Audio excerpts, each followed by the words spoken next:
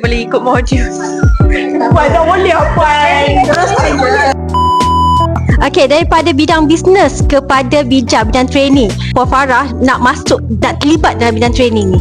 Dia sebenarnya benda ni very accidental. Macam I tak cari, dia datang sendiri. Lepas tu I rasa it's an opportunity for me. So kita grab lah.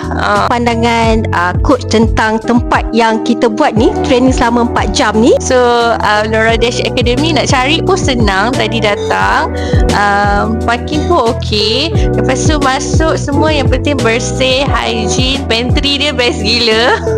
Banyak gila jajan.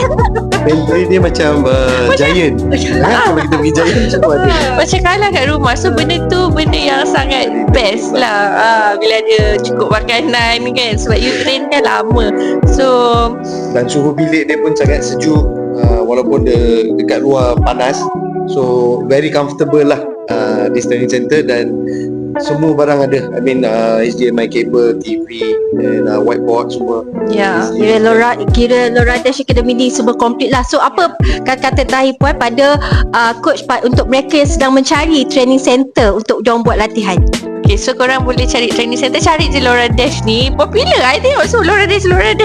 Kalau dekat LinkedIn, dekat social media semua, okay. So you datang je sini, all complete. And then dia tak terlalu skema kan. Dia very santai. Like kelas yang best lah. Kalau macam pergi kelas university, pergi university yang best lah kan. Tak adalah macam skema sangat. So you guys just datang je kat Laura Dash ni. Settle. And the pricing pun is very affordable. It's very good. Boleh check dekat Google diorang. Google review is very good. Kudos. Yeah. Okay, korang jangan lupa cari Laura Dash Academy.